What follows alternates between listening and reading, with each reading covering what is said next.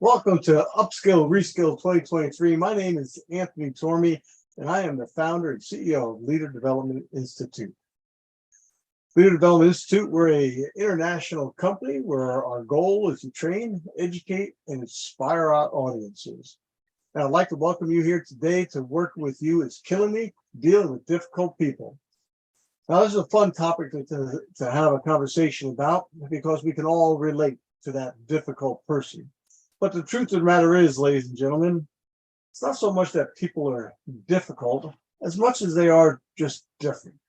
And if you think about it, how many of you lay awake at night just dreaming up things to do to be a difficult person with somebody the next day? Odds are you don't. Most people aren't. But I'm excited about sharing this topic with you so that I can train, educate, and inspire you to be in control of the situation and dealing with difficult, not people, but difficult behaviors. And so today we're going to talk about what that behavior is. We're going to define it. Then we're going to talk a little bit about your responsibility in dealing with difficult people. What is it you can do to be in control? And at the end of the day, that's what it's about. And then number 3 is some of the strategies, tips, and techniques in being able to deal with that difficult behavior. The program today is about being able to provide strategies and tools for dealing with individuals that demonstrate that hard to work with kind of behavior. Now, what's interesting is that we oftentimes believe that difficult behavior or difficult people means something along the lines of angry and aggressive. But the truth of the matter is, it doesn't mean that at all. Yes, it can be, but most of the time, it's more about a much muted type of interaction and engagement. And we'll talk about that when we define difficult behaviors. And so what I hope to be able to share with you today are some skills and techniques that you can use to better deal with those difficult behaviors that you experience. So let's get off to start with looking at what some of those behaviors might be. Now here you see that there's about 8 different types of behaviors. There's some more and there's nuances of here and there, but these are basic difficult behaviors that we tend to deal with. Now, if you look around that lollipop circle, if you will, you'll see some that might relate to experiences that you've had. If they do, go ahead and share in the chat. What are some of the difficult behaviors that you've experienced? Again, they don't always have to do with anger or obnoxiously offensive type of behavior, but some of it might be just simply where, how many of you have had, and if you relate to this, go ahead and put it into the chat, but how many of you can relate to that peer or that coworker who's always stealing your credit, or taking credit for the work that you've done? Or how about if you're working in a hybrid environment or a work from home environment, a remote environment, and you've got that one employee who's never responsive to instant messaging or chat discussions or emails. They're slow to respond, or you're always having to follow up with them, and they're never there to be able to take your call or your email, your instant messaging. Maybe you've got that coworker or that boss, even worse, who in the middle of your staff meetings are being condescending or rude in front of your coworkers and your employees or individuals. Some simple things is, how many of you got a coworker who seems to gossip about other coworkers or complains about the organization incessantly, talking about it? Oh, then you got your situation where you've been in the organization for years. You've got lots of experience, a lot of background, but there's that one individual that always seems to want to be able to share with you how there's a better way.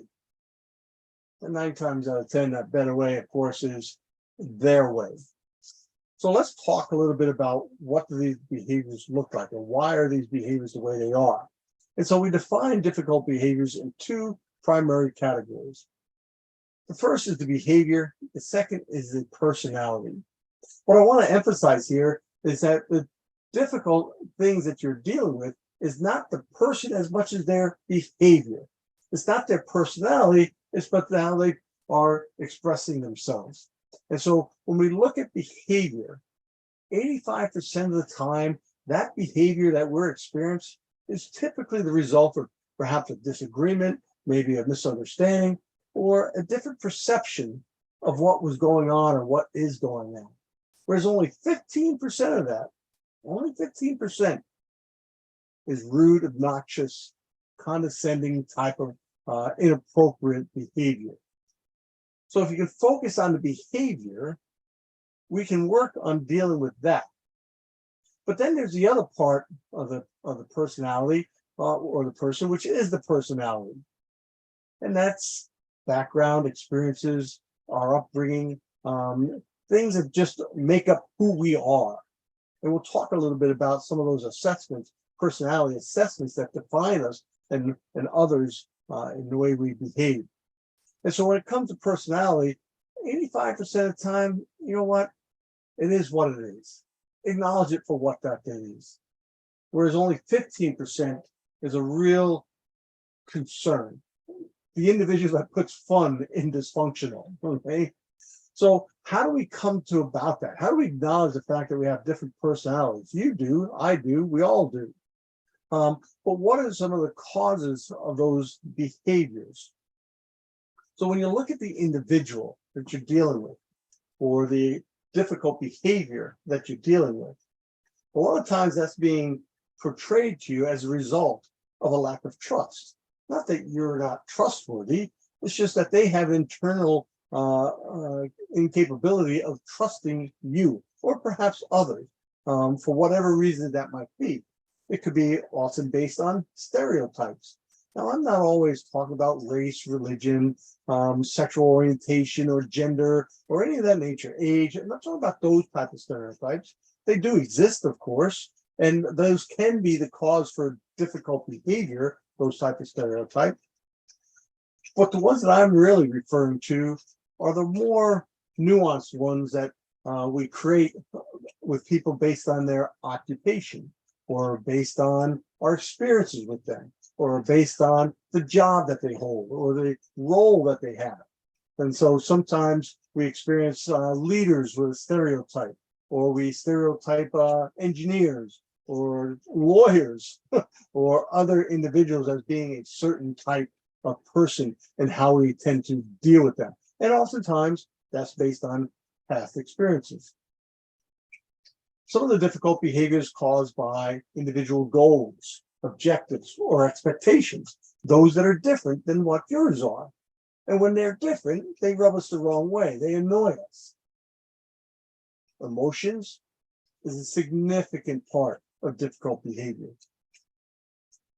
We can't control our emotions. We can influence them, and others are able to influence their emotions. But a lot of times they are what they are. And unless you're able to be self-aware and mindful of what those emotions are, they can come out in many different ways. Personality clashes, as we'll see here in just a little bit, how your personality style might be different than the other personality styles. And as a result, they clash. Not that one person is right or the other person is wrong. They're just different. And we learn how to get along with those different personalities. Poor communication or lack of communication.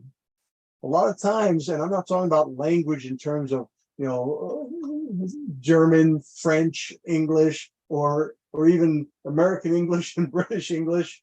But when I'm talking about poor communication, I'm talking about sometimes we just have a different way of speaking in industries and fields and things like that, where we don't really truly understand what the other is saying. We don't understand the message as the sender intended for that message to be understood. And as a result, we find ourselves in conflict. We have different values, personal values that come from our culture, our background, our being raised and grown up, whether it be from organizational schools or religion or neighborhood or community, whatever those are, they bring values to the table. And those are the values that we bring with each other. Sometimes they're based on culture and our experiences. A lot of times organizations develop organizational values. and the desire to bring everybody together and singing off that same sheet of music and be able to align their personal values with the organizational values and how we expect people to behave and perform. And when those are out of sync, it creates an environment which is difficult to work with. Individual stress and tension that people bring to the table can certainly raise their emotions and raise how they express themselves. It's not a constant thing. It's just because we don't know what's going on in their life at that time. And sometimes when we find ourselves being open-minded or having emotional intelligence and try to seek and better understand that, we find ourselves being able to work through that difficult behavior in a more constructive and productive way. And the last thing I mentioned here, you see in the list, is we talk about ego. Now, people seem to think that ego is a bad thing. It's not. It's a part of all of us. It's part of our psyche. It was there for a reason. And it's there to develop, or excuse me, to defend that psyche.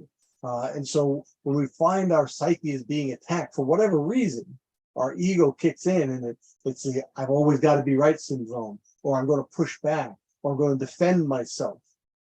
And so the ego comes into play with that. So we've looked at the different types of personalities, or different types of, difficult behaviors here previously. And we talked a little bit about the slides aren't moving here, ladies and gentlemen, but here we go. The reasons for difficult behaviors. So let's talk a little bit about what creates those personality styles. Okay? We talked about different personalities being a major factor when it comes to difficult people. Well, again, it's not that people are difficult as they are different. And as you see here, I've outlined 4 different types of personality styles. Okay? Now, some of you may be familiar with other types of personality assessments, whether they be Myers-Briggs, MBTI, True Colors, DISC. These are examples of different other styles assessments, if you will, or personality assessments. And so the 4 that I've shared with you here is I call them my team styles: targeted, enthusiastic, accommodating, and methodical. Okay. The one thing I caution you, though, is as I share with you these different types of personality styles and the behaviors that they exhibit that might appear to you or be perceived by you as being difficult, is that we don't necessarily pigeonhole them as that they're always like that or everybody is like that, because of course that's not the case. So let's talk about targeted. The targeted people are very much task-focused, business-focused, goals-focused individuals who are striving to get things done. And so they move sometimes at a much faster pace than perhaps you do, or your personality style. And so because of that, we find that to be very uncomfortable or distracting or disruptive. And so they can be impatient. They can be very directive in their nature. They have high expectations themselves and others around them. And so if they are finding you to have high expectations of them, or if they're having high expectations of you, it can be exhausting trying to keep up with that. Their emotions may come across as negative, and so they may blow up every once in a while, or they may be very curt with their answers and their responses and their conversations with you. They find themselves very independent and ambitious, and so they may leave people behind. It seems like they're all about for themselves and not a team player. This is not necessarily true. It's just how we perceive them. And then, of course, this person is moving so fast that they're constantly interrupting us in our conversations. When we look at the next person, we talk about the enthusiastic or the ease. Okay, these are the team people. These are your touchy-feely, group hug, kumbaya individuals. They're the ones that always got a happy, jolly face on them. Okay, they're always looking to have fun. They're your office cheerleaders, to the point where sometimes it's distracting. It's annoying. Stop it already. And so when you look at these individuals, they're typically easily distracted. And so trying to keep them focused sometimes, they'll take conversations off in the left field. They'll take a conversation to a different direction, maybe having nothing to do with what you're talking about. They're the social butterfly. They're the ones that are bouncing around from desk to desk, or emailing you, or sending you memes, or cute little jokes, or emails, whatever the case may be, social events. They're the ones that are always stopping by to chit chat. They're also free with that unsolicited advice. It's not meant to be hurtful. It's not meant to be harmful. They're not being rude about it, but they're generally offering their advice when sometimes it's not asked for. And then they enjoy their emotions to where it can be exhausting interacting and dealing with the enthusiastic. The accommodator, these are also people persons, if you will. They like being liked. They want to be liked. It's important to them that they get along. So they're not much into the conflict. It's a stressor for them. They don't take risks. They like to take and get the job done, but they're going to follow the rules, and they're not going to really take any extra steps to get it done. They will do what needs to get done, and to the extent that it needs to be done. They can be passive aggressive when they're interacting with people who have crossed them, or when they're feeling threatened. Okay, that ego is kicked in, they'll take a passive aggressive approach. And they may appear to be a lack of confidence. So as you can see already, I've talked about that targeted individual, that go-getter, if you will. They can very easily steamroll over the accommodator, okay, and appear to be very difficult, as well as the targeted individual can be very disruptive to the accommodator. And then the fourth category we look at is the methodical person. Okay? The methodical person, they are definitely your planners. They like data, details, and rules. They'll follow company policy, and they'll call you out on it if they feel like you're crossing it. And so there you can see again the methodical and the targeted. Okay? The target will do whatever they need to do sometimes to be successful, really crossing up to that line. The enthusiastic will be looking at ways to have fun, and not be working, or not to be perceived to be working. They are working, but that methodical person who's got their nose to the grindstone is wondering, what's all the funny stuff going on over there? Why are you all laughing? Why aren't you working? Okay? And that's going to be annoying to them. They may not be very expressive, and so you might see that flat affect that they have, and wondering whether or not they're really engaged. They are, but just to not the extent that you are. Okay? And they may come across as a procrastinator. So when you think about these two individuals, or these four individuals, go ahead and write in the chat which one of these individuals is annoying to you, okay? Or which one of these are you? And write that in the chat. If you're methodical, say I'm methodical. If methodical annoys you, say methodical annoys me. Okay? So as you're typing those chat messages here, let's move on into taking that transition from understanding the individual, what causes the conflict, or what causes the annoyance behavior that they're presenting and you're perceiving. And now let's take an inside look at yourself. And why are you the way you are? This is the first step, ladies and gentlemen, in dealing with difficult behavior. And it is a primary step. It's better knowing yourself, understanding you. Why are you the way you are? What is your background? What is your experience? What is your past personality? What baggage do you bring to the table? Okay. These are the things that you want to take into consideration when dealing with difficult behavior. It brings me to the adage of, we can't always control what happens to us, but we can always control how we respond to it. Dr. Viktor Frankl, who's a concentration camp survivor and psychiatrist in World War II, he reminds me in his book, In Search of Meaning, that during that time, a lot of the things that were taken away from him, except one thing, his freedom, his liberty, his dignity, all these things were taken from him. But one thing they could never take away from him was his freedom to choose how he thought or responded to a situation. And so the same is true for you, ladies and gentlemen. No matter what somebody else might be doing, you have the freedom to choose how you're going to respond. So let's talk a little bit about that.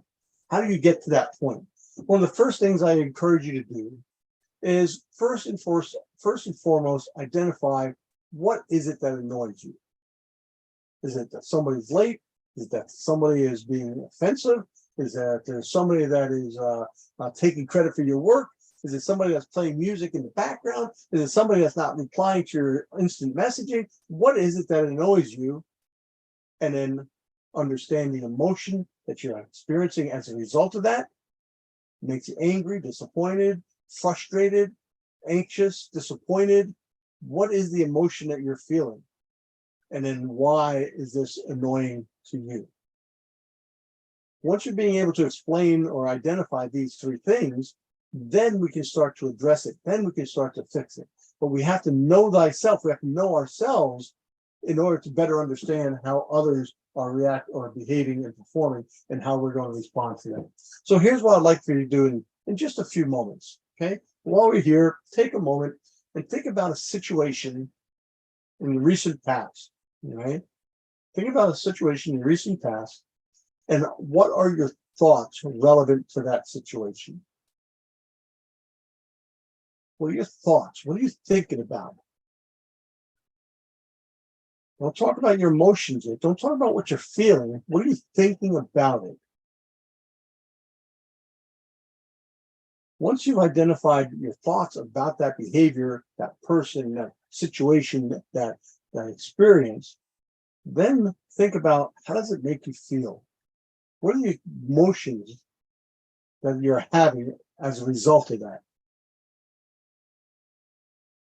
Be able to self-identify, be self-aware, be mindful of what those emotions are, because it becomes important, as you can see here, emotions is sandwiched between thoughts and behavior.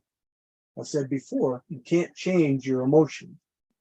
So let's look at what is the behavior that you're exhibiting as a result of that difficult behavior. And so if we can't change our emotions, then we have to be able to look at our thoughts and our behaviors. And we'll talk a little bit about that here.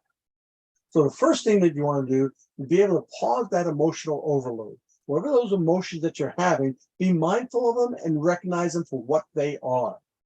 Recognize the emotion and then pinpoint the source. Now, when we talk about the source may be intrinsic to you. Why is it that you're having that emotion? Maybe your background, maybe your experience. What is your relationship to that behavior? And then, of course, the source is that's coming extrinsically is usually quite obvious. It's an individual or individuals. Okay? And then once you've been able to pinpoint that source of your emotion, why are you having that emotion? Then you can start to look at what you might do. What is your behavior that can potentially escalate this annoyance between you and the individual? And then lastly, decide to use that emotion as a tool. I'm not suggesting one iota that you dismiss your emotion. Nobody likes to have our emotion dismissed. Nobody wants to be told, don't be angry. Why are you angry? There's no reason to be angry. You can be angry.